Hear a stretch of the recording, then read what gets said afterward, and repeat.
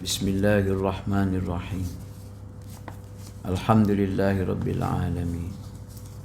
Ar-Rahmanir-Rahim. Maliki yaumiddin.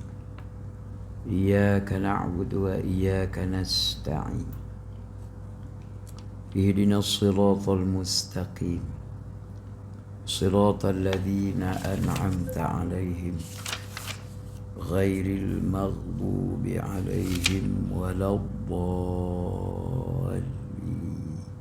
Amin. Assalamualaikum warahmatullahi taala wabarakatuh. Bismillah walhamdulillah wassalatu wassalamu ala Rasulillah. Subhanaka la ilma lana illa ma 'allamtana innaka antal alimul hakim. Wala haula wala quwwata illa billahil aliyil azim. Qala Allah Ta'ala fi kitabihil karim. A'udzu billahi minasy syaithanir rajim. Bismillahirrahmanirrahim. Wala ta'kulu amwalakum bainakum bil batil wa tudlu biha ila al-hukami litakulu fariqam min amwalin nasi bil ithim wa antum ta'lamun. Shadaqallahul azim. Dan janganlah sekali-kali kamu makan harta sama kamu secara yang batil, sehingga kamu sanggup menghirit ke mahkamah untuk kamu makan juga harta itu walaupun dengan dosa dan salah, sedangkan kamu tahu bahawa perkara itu merupakan kebatilan, perkara itu merupakan sesuatu yang berdosa. Muslimin, para jemaah hafizakumullah, tuan-tuan dan puan-puan, alhamdulillah bertemu kita di rumah Allah Ta'ala yang mulia ini, walaupun nama surau musalla, untuk kita beringat sama kita daripada kitab Imam Ghazali rahimahullah, kitab Taubat dan liku-likunya. Qal musannif rahimahullah wa nafa'ana bihi wa iyyakum amin. Dosa yang kecil itu bila selalu sangat dibuat manusia, boleh menjadi sebati pada dirinya sehingga bertukar menjadi tabiat. Dan bila sudah menjadi tabiat, agak sukarlah hendak diubah lagi, kerana nafsunya akan menuntutnya untuk melakukan yang demikian. Di antara perkara-perkara yang ditekankan oleh Imam Ghazali rahimahullah dalam kitab Taubat ini ialah kita tak boleh membiarkan kesilapan walaupun besar, walaupun sikit, sehingga menjadi kebiasaan lalu membentuk satu tabiat. Tadi saya baca dalam mukadimah, kami di Selangor teks khutbah minggu lepas, Jumaat yang terdekat baru ni, tentang rasuah. Maka mukadimah itu dimulakan dengan firman Allah Ta'ala. Allah Ta'ala mengingatkan, Allah Ta'ala melarang keras, wala ta'kulu amwalakum bainakum bil batil. Walaupun ayat tu tidak mengemukakan kebatilan makan harta tu ialah semata-mata rasuah, tetapi apa juga perkara-perkara yang berkaitan dengannya maka tak dibenarkan. Makan minum ni ialah contoh yang paling mudah untuk kita manusia faham. Pasal manusia ni memang paling tidak 2 kali sehari dia makan. Kemampuan seorang suami daripada segi nafkah zahir, kita kena faham seorang suami ada 2 tanggungjawab dia. Pertama, menyediakan mahar, itu mas kahwin, itu wajib tu. Tapi ada juga sebahagian bukan tu, lain. Mahar tu maknanya wajib, satu rukun. Kalau tak ada mahar tu tak sah nikah, satu. Kita biasa dengar nikah mahar perkahwinan yang paling baik sekali ialah mahar dia murah. Kita kata ikut sunnah. Tuan-tuan dah cek belum Nabi ketika mana memberikan mahar kepada Khadijah? Selalu saya ulang-ulang, apakah mahar Nabi? 20 ekor unta. Tuan-tuan jangan ingat Nabi itu miskin berapa kedana tau. Nabi ni kaya. Seorang lelaki yang rajin dan pandai berniaga. Nabi. Kalau tidak mana mampu. 20 ekor unta tu dia punya mas kahwin dia. Kita di Selangor, kalau kami di Selangor 200-300 ringgit. Saya kata 300 ringgit itu minimum. Kalau Tok Siak surau boleh 300. Kalau gaji engineer 10,000, 12,000 kalau Petronas kan. Sekali bonus dapat berapa bulan gaji. Nak bagi 300, melampau. Kalau Tok Siak surau tak ada allowance boleh lah. Tak tahu wilayah berapa dia punya mas lagi rendahnya. Satu. Kemudian nafkah perbelanjaan. Maka kita bekerja pagi, siang, petang, malam, overtime. Apa tujuan di antaranya? Last sekali dapat duit, beli beras. Tak kisahlah buah Madanon ke buah RM30 sekampit, tak kisahlah kan. Tapi maknanya itulah beli beras. Beras kalau kita di Malaysia ni Melayu makan ruji dia beras. Kalau Bangla kalau bekerja makan nasi pun tak apa dah. Lauk kuah-kuah gitu je. Mana nak tak nak makan tu makan. Jadi makan tu paling mudah nak buat contoh lah. Jadi nak boleh makan ni bukan tiba-tiba turun dari langit nasi. Kita kena beli. Nak boleh beli dengan duit. Duit daripada mana? Kerja. Start dari situ lah. Mula dari situ. Itu semua terkait tu. Akan diseret sekali. Sampai kita menyuap nasi ke dalam mulut. Selalu hari ni kan pokok pendatang haram, kita sebut haram, dia marah. Dia kata kenapa panggil kami haram jadah. Tak boleh cakap macam tu. Memburuk-burukkan orang kata, menghina. Dan kau masuk tanpa izin haram jadah lah. Kita bukan pukul semua orang.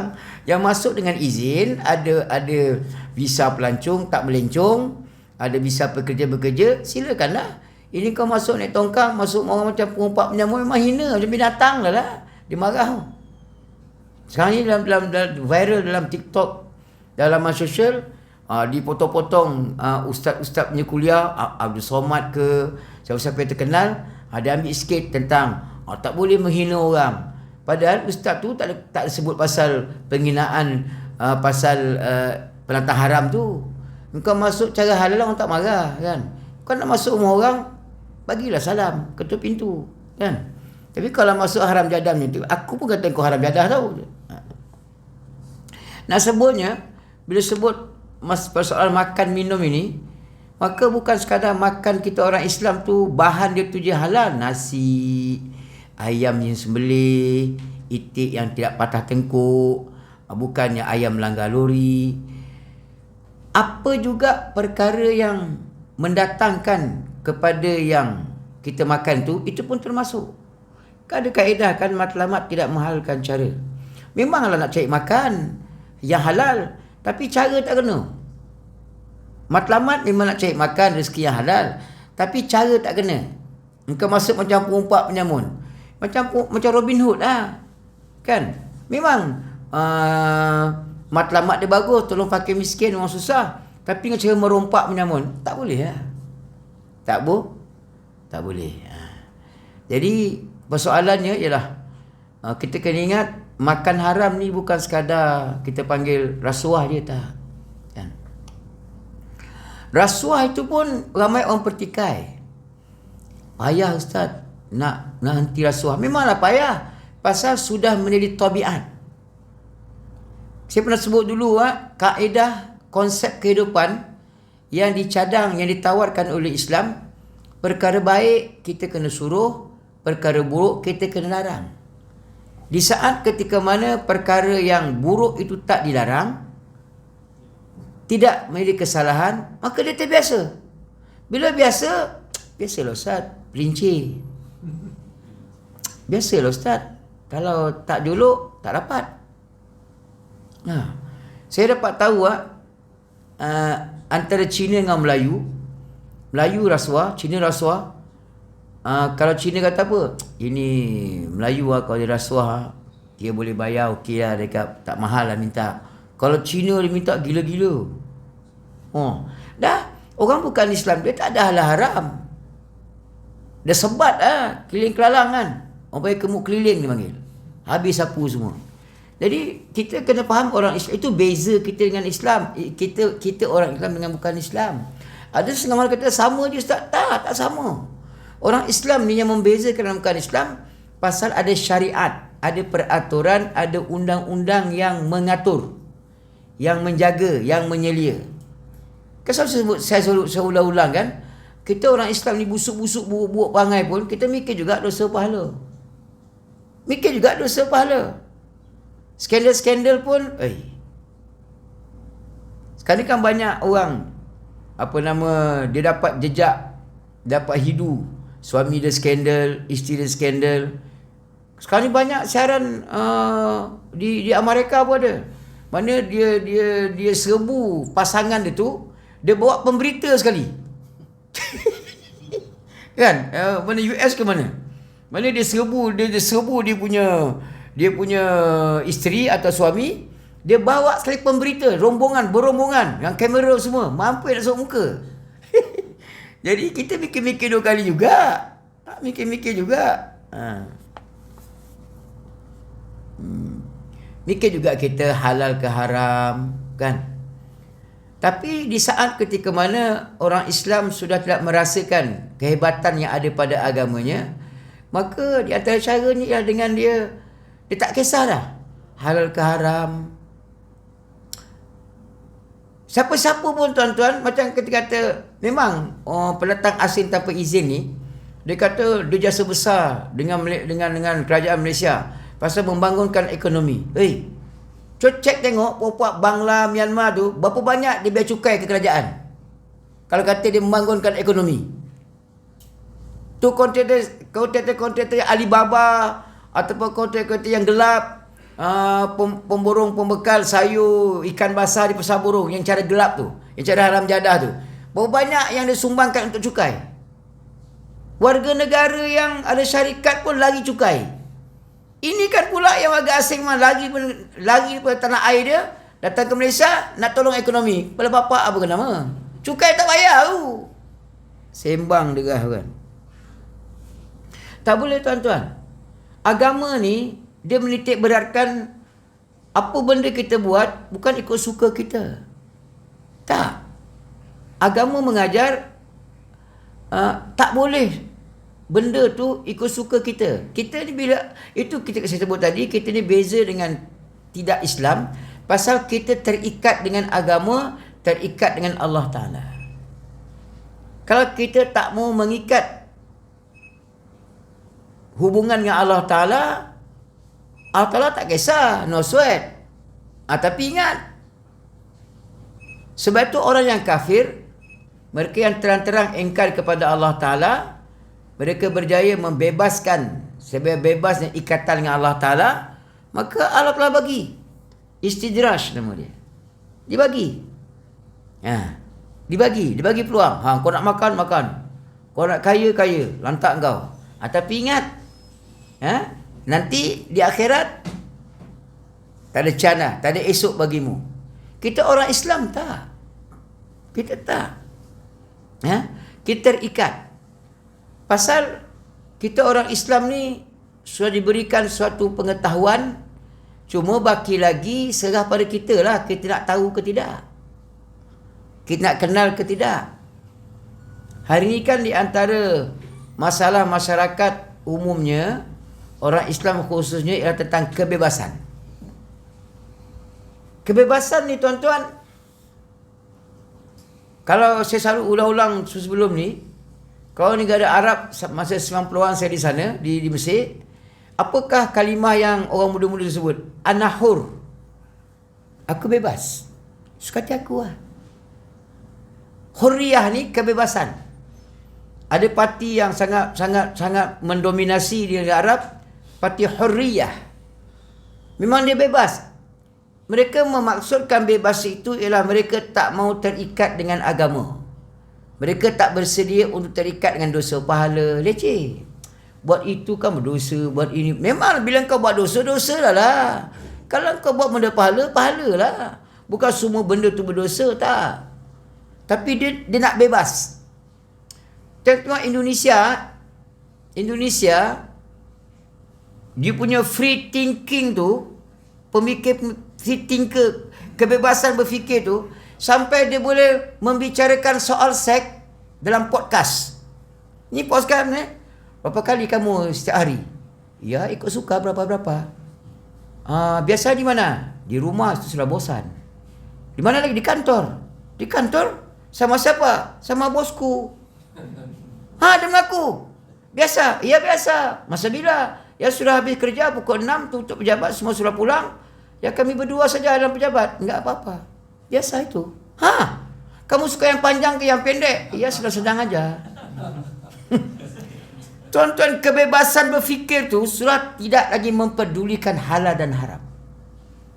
Itu beza kita dengan bukan Islam. Kita bukan tak bebas, tapi kebebasan kita diikat oleh agama. Kita bebas untuk berkahwin, tapi jangan sampai adik perempuan kita pun kita kahwin. Tak boleh. Kamu nak dengan perempuan, kahwinlah. Tapi jangan sampai adik perempuan pun kamu sapu, janda, mentang-mentang janda tu kehausan, kamu lanyak. Tak boleh. Kebebasan yang ada had dan batas. Tuan-tuan, kalau kita berikan suatu contoh tentang kebebasan, kita bebas main bola. Tapi di mana? Di padang bola.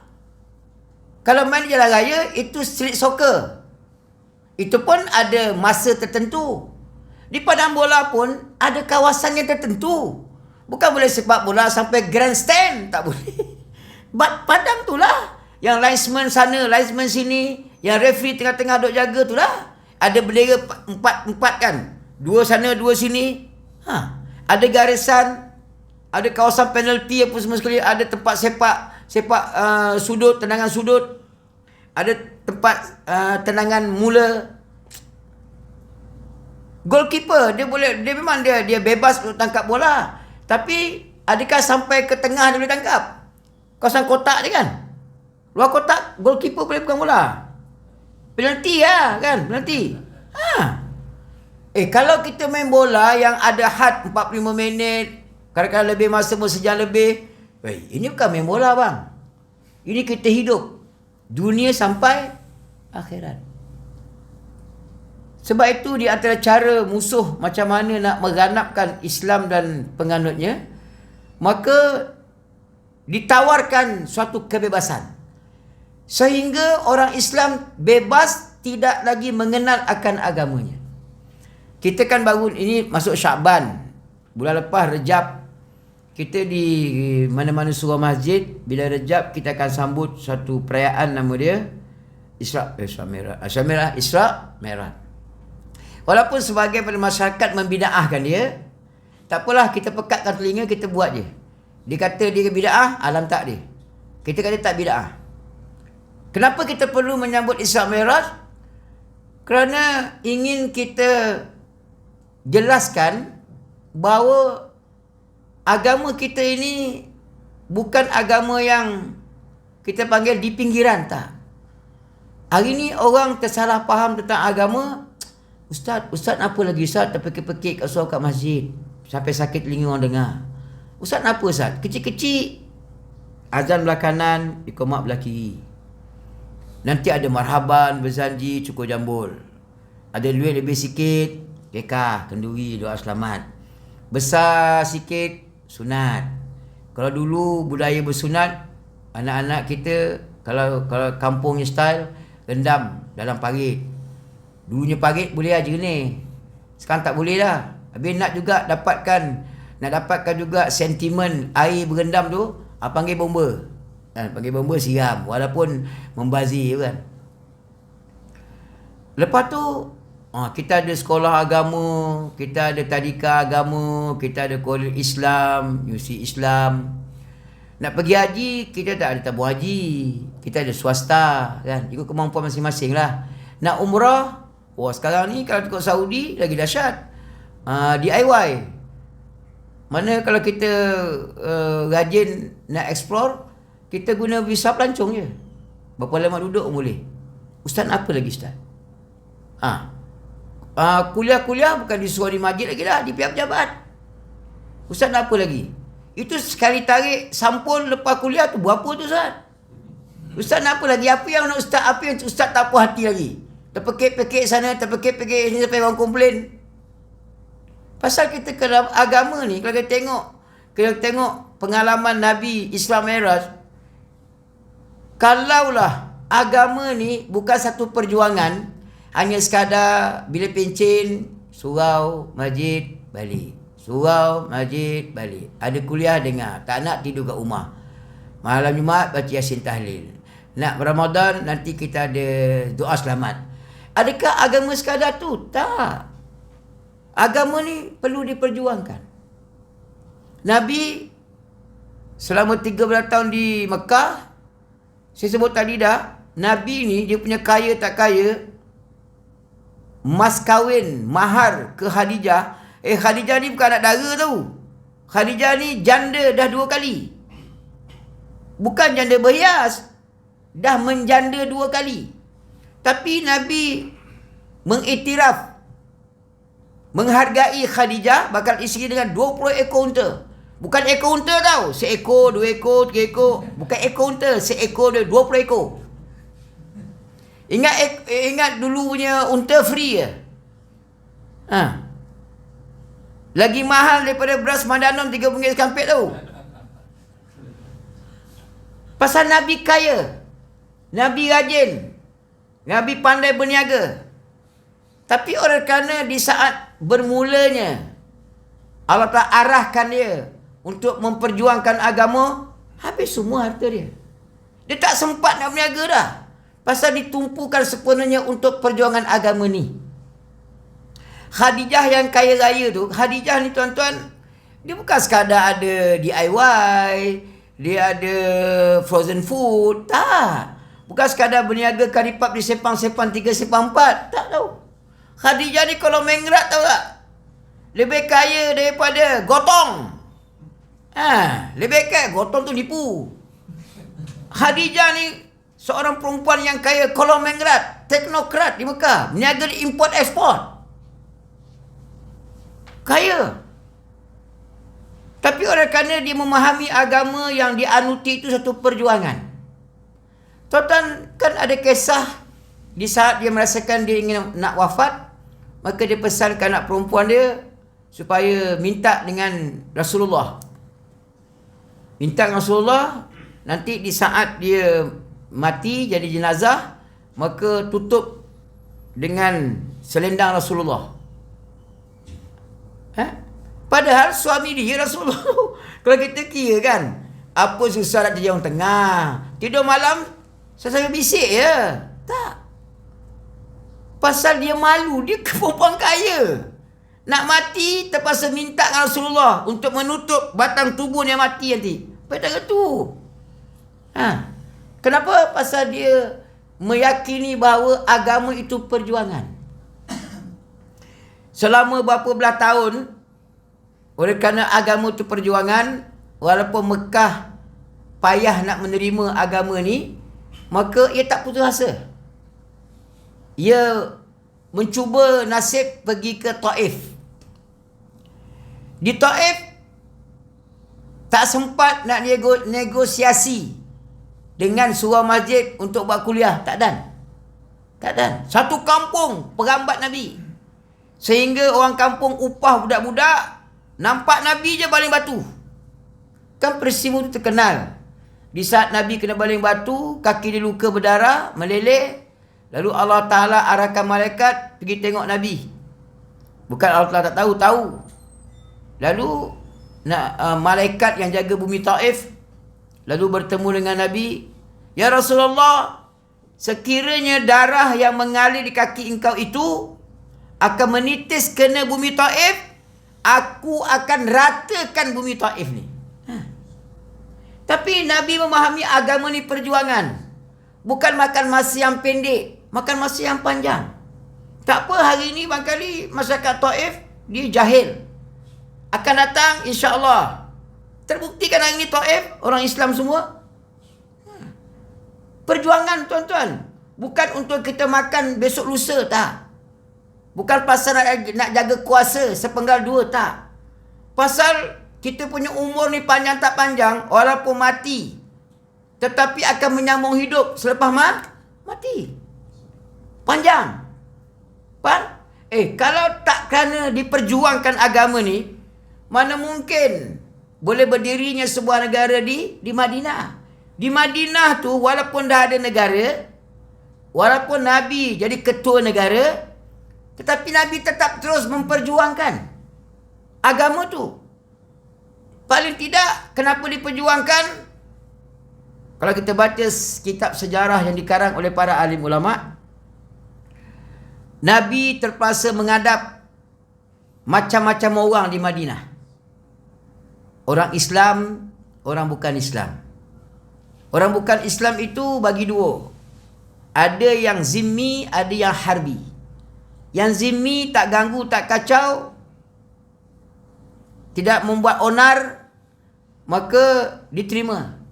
Sehingga Nabi kata, dijaga darah dan hartanya. Dijaga darah dan harta. Tapi yang harbi, yang ganggu, yang kacau, kan, dia rampas tanah orang Islam, yang menafikan hak orang Islam, sampai undang syariah pun dia nak kacau, itu terpaksa berdepan. Itu tak dibenarkan. Bukan tak benarkan hidup, tak diberi peluang. Orang Islam, sebahagian kecil mereka tu ada yang berpura-pura Islam. Zahir mereka tu Islam, tapi dalaman hati tu kafir, munafik. Kalau tak kerana perjuangan, apa kisah kan? Dah jadi ketua negara, nak apa lagi? Dia melonggokkan harta dan projek je lah. Cuba bayang, kalau 400 juta, 10% berapa? 400 juta, 10% berapa? Tak nak? Tak nak? 1 bilion, 10% berapa? Tapi agama itu perjuangan. Tuan-tuan yang pernah pergi ke Mekah, haji ke umrah, cuba tengok rumah Nabi itu besar mana. Dia ketua negara tahu. Bukannya office boy, bukannya bell boy. Ketua negara. Itulah besar rumah dia. Bilik tidur dia, kalau dia bangun malam bertahajud ke buat apa semayang malam pun, di malam yang gelap, bilik yang gelap, kadang-kadang terpaksa angkat kaki tangan Aisyah pasal bilik dia kecil. Bilik dia kecil. Dia ketua negara. Bukan Pak RT. Bukan Pak RW. Bukan ketua kampung, Tok Mulu, bukan Tok Empek. Ketua negara. Tapi agama itu perjuangan, maka mengumpul harta tu itu bukan tujuan dan matlamat. Sengaja untuk memperkasakan kuasa demi kerana anak bini, itu bukan tujuan matlamat. Pasal Nabi memahami dan memahamkan masyarakat, agama ini suatu perjuangan. Tak diterima di Mekah, diterima di Madinah, lalu berkembang biak. Pasal agama itu perjuangan. Ada para sahabat yang dia memperjuangkan agama. Kan ada kubur sahabat di China, di Guangzhou, kan? Siapa? Zaid Harisah ke siapa nama dia? Sahabat Nabi di Guangzhou. Dulu mana ada drone, mana ada helikopter jet, naik kapal, naik unta. Tapi pasal perjuangan, walaupun makan masa, walaupun makan modal, maka berkembangnya Islam pasal perjuangan salafus soleh, khalaf dan seumpamanya, maka hampir 3/4 dunia berjaya manusia masyarakat menganut agama Islam. Tapi di saat ketika mana orang Islam sudah mula tak merasakan agama itu perjuangan, alah Ustaz, nanti di 10 Syakban kita Yasin Tahlil, nanti nak nyambut Ramadan kita Yasin Tahlil, nanti nak raya kita Isyihar, penyimpan mohon raja-raja, nanti kalau duit lebih sikit kita main mercun. Habis lah. Kena tu je lah. Tuan-tuan bayang oleh kerana agama itu tidak lagi dianuti dengan betul dan baik. Tuan-tuan bayang, apa tu tuan nak kata? Harga samping pakaian untuk raya 15,000.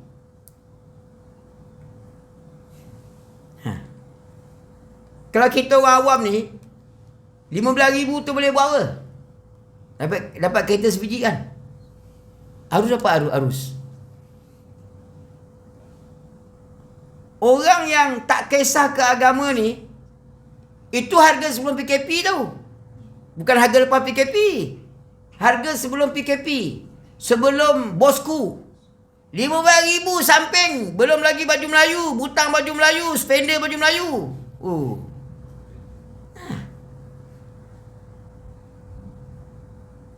Kalau kita ada kemampuan, tak salah. Yang kita bimbangkan, sebut tadilah, wala ta'kulu amwalakum bainakum bil batil. Tak berasa ada orang kampung yang tak cukup makan, terpaksa melacurkan anak perempuan dan diri dia untuk mendapatkan sesuap nasi. Oh, jangan tuan-tuan. Kenapa dia macam tu? Pasal agama ni telah berjaya dikesampingkan daripada orang Islam. Sehingga tak merasakan Islam itu mesti diperjuangkan. Sehingga tak merasakan Islam itu mesti dikenali, mesti diperkenalkan. Sehingga kadang-kadang menyakitkan hati dan perasaan kita, seolah-olah dianggap ketika hari ini agama itu menyempitkan fikiran, menyempitkan dada. Kadang-kadang bila sebut pasal agama je, alamak, abilah ustaz, abilah. Berkerut kening. Berkerut kening. Selalu kan saya sebut, kita nak sebut agama di mana lagi? Kedai kopi tak sebut dah. Tak bincang dah buat agama ni.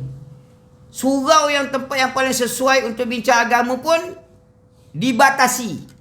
Ustaz ini boleh sebut, ini jangan sebut. Kita sebut, kalau saya sebut tadi, kalau di Selangor, khutbah Jumaat baru ni pasal rasuah. Iya ke kita ingin menyebut rasuah yang sebenar? Kalau kita betul-betul inginkan supaya rasuah itu diatasi, kenapa bila orang lain, musuh politik, musuh perniagaan, yang tak sepati, yang tak seangkatan, bukan orang kita, dikejar sampai ke lubang cacing, sehingga tidak ada pertuduhan, dibuat-buat ada pertuduhan untuk digambarkan jahatnya mereka saja musuh. Tapi kenapa bila kawan-kawan, orang sebelah, contoh kan, tuduhan sudah ada, 47 pertuduhan, boleh ditarik. Ini contoh lah, contoh. Kenapa bila orang lain, rasuah, haram, darah dagingnya haram, doa tamagul. Kenapa bila kawan-kawan, bukan rasuah. Bukan rasuah ni ustaz. Ini entertain. Ini minyak pelincir. Kenapa dia macam tu? Ya, sebab dia. Pasal Imam Ghazali kata, dosa yang kecil itu, bila selalu sangat dibuat manusia, boleh menjadi sebati pada dirinya. Tuan-tuan, saya ni masih lagi juru nikah. Tuan-tuan nikah boleh jumpa saya. Tak ada hal. Tapi kena kakak Uluyam kena buat alamat Uluyam. Di tempat saya Uluyam tu kan ada genting Highland. Selalu saya sebut, saya kata, awak kerja mana Kerja genting ustaz. Kerja apa? Polis bantuan, bellboy, kan? Apa nama, tukang sapu lantai. Saya tak main judi pun ustaz. Saya cuma kerja cik makan je. Awak tahu tak, genting Highland tu, apakah operasi dia sebenar? Judi kan? Kenapa orang tak kisah? Pasal Kenny lah. Pasal dia sudah memiliki satu tabiat dan dinormalisasikan. Dianggap tempat perjudian yang ada lesen itu halal, dibenarkan. Ada pun tak lesen baru haram. Agama tak kata macam tu. Agama ni, tempat judi tu sama ada lesen permit ke tidak, maka tetap haram. Sama ada berjudi di belakang rumah, depan rumah, tengah rumah, tetap haram. oleh kerana bebas daripada agama, maka boleh. Berapa puluh tahun dah genting tu tuan-tuan. Sampai yang bekerja genting tu orang Melayu Islam, sampai pencen. Sampai lepas pencen, alhamdulillah ustaz, dapat pergi haji. Bapak pencen dah, anak nyambung pula. Saya kata, bang, banyak kerja lain lagi bang. Speedmart kan ada, busuk-busuk pun DIY ada, Petropam ada. Kenapa mesti ke Genting? Yelah ustaz, Genting ni senang kerja ustaz, gaji pun tinggi. Pasal dah normal. Dia tak rasakan itu satu kesalahan dah. Dosa tu tak jadi dosa dah. Itu satu bidang. Yelah macam kasbek kan, kilang kasbek. Yelah tuan-tuan, apa tak menyumbang kasbek? Paling tidak dia menyumbang kepada ekonomi bayar cukai. Paling tidak dia menyumbang untuk memberikan, menyediakan peluang pekerjaan untuk rakyat. Kan? Jadi dia anggap tak ada apa-apa. Tak perlu bertobat. Ini bukan dosa. Kita kilang kasbek itu bukan. Ini bukan kilang Samsu Haram belakang rumah. Bawa pokok getah. Ini kilang kasbek yang ada lesen, yang dibenarkan. Ramai Pak Haji pakai kopiah jadi driver kasbek. Guinness Stout. Tak percaya lagi tengok. Kampung saya itu seorang, dia accountant. Bang, cepat pencen. Pencen lah ustaz, dah kata haram, dia pencen lah. Oh haram bang kan? Haram ustaz. Dulu tak tahu ustaz. Ada ustaz-ustaz yang dijemput untuk ke kasbek beri ceramah. Masa dia datang tu disambut dengan senyum yang lebar.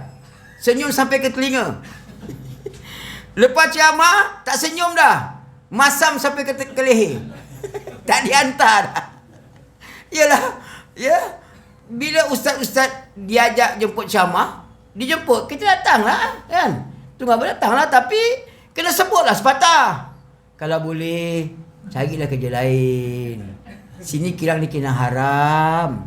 Kalau kamu tak minum pun, tapi kamu bersubahat, ada share nanti.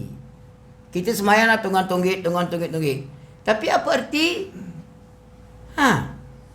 Macam saya ada jemputan ke bank. Sekali apa yang panggil tak panggil lah. Dia takkan saya cakap, tuan-tuan, agama ni perjuangan. Jadi tuan-tuan kena berusaha bekerja keras supaya bank tak salah. Yang salah riba tu. Riba tu salah. Riba tu salah. Rupanya kenapa orang suka kerja bank tuan-tuan? Minta maaf ada orang kerja bank ni. Orang kerja bank ni, dia punya pinjaman kereta dia rendah kan. Saya dapat tahu lah. Maknanya kemudahan banyak. Pinjaman banyak kemudahan. Dia masalah bank ni, masalah riba tu je. Tak ada riba tu saya. Tapi bila saya kata macam tu, yelah tuan-tuan tak boleh biar. Tuan-tuan semua ke tangan, menjerit, melaung, demonstrasi atas jalan raya penuh. Riba haram, tak selesai masalah. Oleh kerana riba tak riba tu dikuasai oleh kerajaan, maka kita kena tombangkan kerajaan lah. Saya cuba kita kena tukar kerajaan. Minggu depan tak panggil lah. Bukan persoalan itu. Saya nak timbulkan balik bahawa ketika mana kita tak merasakan itu dosa, kita tak merasakan dosa tu kena taubat, nanti akan jadi tabiat. Dia biasa suap pendek bertadika, sampai ke sekolah menengah suap pendek. Sampai ke sekolah dan masuk universiti, peha tu berbulu dah. So pendek lagi, biasa. Tak rasa apa. Macam orang perempuan, dia biasa tak tudung pada tadika. Sekolah menengah, tak rasa satu itu dosa. Tak merasakan dosa tu perlu taubat. Maka dia membiarkan dosa tu berterusan tanpa taubat, maka dia anggap biasa lah.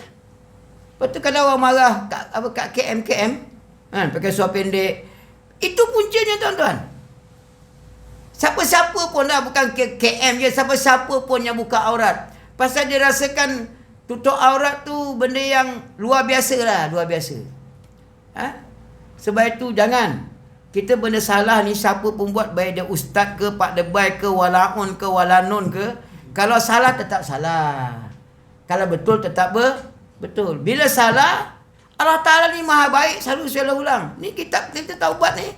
Allah Ta'ala bersedia untuk menerima kita walaupun salah, walaupun terlanjur, walaupun terbabas, jatuh ke lembah yang dalam, yang gelap gelita. Tapi kalau kita bersedia untuk menginsafi, menyedari itu kesilapan, maka Allah Ta'ala benarkan kita untuk bertaubat. Ini peluang. Hidup ni peluang, tuan-tuan. Beberapa hari lepas, orang kampung saya, budak umur 16 tahun. Itu orang TikTok. Kaki dia hancur. Naik motor. Kita pesan dah, ibu-ibu bapa sekalian, kalau sayang anak pun, kalau anak tak ada lesen, jangan dibagi naik motor. Mak bapak sekarang ni kan, ini bukan zaman basikal, Ustaz. Ini bukan zaman Tun Razak. Naik basikal ni zaman motor, Ustaz. Ada motor biar guna kemudahan. Betul bang. Tak ada lesen. Jangan diikut Bangla, Myanmar naik motor lesen. Itu puak-puak tu memang puak haram jadah. Kita ni warga negara tu tak? Tahu ada undang-undang. Tapi kalau dah kena langgar, dah sampai kerat kaki, umur 16, dah OKU macam tu, nak kata apa? Meleleh air darah, air mata darah pun takkan pulih balik semula lah. Itu makmur mana yang nak tu? Tak sakit hati dengar. Kau dah kodong macam tu, dah OKU siapa nak? Saya ni OKU dah dapat 8 anak, tak apa lah. Mana ada perempuan nak lelaki OKU, kaki kodong. Mampu tak mau. Bukan kata kita nak melepaskan buah kerah, tak. Ada peluang untuk kembali ke pangkal jalan, kembalilah. Kan banyak cerita-cerita yang diceritakan oleh Nabi. Bagaimana penyesalan berlaku di saat kematian. Belum lagi masuk kubur. Belum lagi masuk kubur. Belum lagi pertemuan, perhimpunan di padang mahsyar. Baru nak mati. Diperlihatkan semua zaman mula. Sekejap. Sekejap. Nampak tu? Nampak dah kesilapan-kesilapan yang lampau. Dosa banyak lagi tak terampun. Pahala tak banyak lagi dihimpun. Sudah ada penyesalan. Tapi ketika tu nyesalnya buat apa? Tak ada makna dah. Betul lah orang tua-tua kata kan. Sesal dahulu pendapatan. Sesal kemudian tak berguna. Nak menyesal ketika ni lah. Sementara kita masih hidup. Sementara masih ada peluang. Sementara masih ada ruang. Jangan dibiarkan ruang dan peluang itu lalu seperti lalunya air sungai ke Kuala. Jangan. Perbetulkan. Kalau terlanjur kita telah melakukan, kembali balik. Ganti dengan benda baik. Minta ampun, minta maaf. Kalau terlanjur kita memilih, jangan pilih lagi. Cukuplah sekali. Tak cukup-cukup lagi. Tak faham juga lagi. Nak menantikan 2 tahun ni sakit Amin.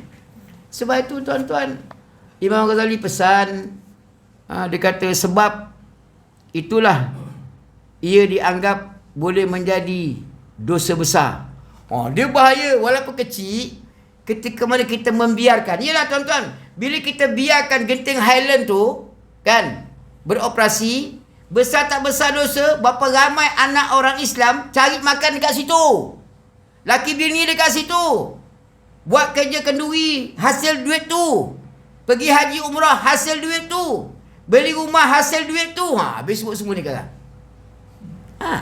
Memang dia akan berkembang. Kita nakkan anak yang soleh. Tapi punca makan minum tu tak soleh. Nak salahkan siapa? Jangan salahkan ibu mengandung. Last sekali. Demikian pula orang yang selalu. Ni sensitif sikit lah. Ini bukan saya sebut tau. Imam Ghazali sebut dulu. Imam Ghazali ni tuan-tuan, umur dia pendek je. 54 tahun dia mati. Tapi walaupun 54 tahun tu dia mati, banyak peninggalan fikiran, pandangan, tulisan, kitab-kitab berguna sampai hari ini. Demikian pula orang yang selalu bernyanyi atau suka mendengar kepada nyanyian, boleh menariknya kepada meminum minuman keras dan meninggalkan solat kerana terlalu asyik dengan nyanyiannya dan lalai dalam kelakuannya. Apatah lagi kalau dalam majlis itu ada wanita-wanita yang melayan dan menghibur. Tidak hairanlah kaum lelaki boleh sampai lupakan daratan. Dia bukan masa kalau sekarang kita menyanyi dengan lelaki bini, karaoke tak ada hal. Kita karaoke seorang-seorang dalam bilik kan. Kalau ada sambutan laki perempuan, tari menari, ada pula minuman yang keras, dia akan jangkit. Takkan dalam majlis ramai-ramai tu nak nari dengan bini apa barang kan. Inilah peluangnya sekali. Rasalah sikit Ustaz. Alah, try dulu, mampus try. Tuan-tuan, hari ni saya nak pesan dengan tuan-tuan yang muda-muda lah, yang suka buat apa nama dalam TikTok tu, trending apa nama dia? Bukan trending, apa trend? Bukan trend. Konten. Buat konten kan? La haula quwwata billah. Kadang-kadang dah tua ganyot dah.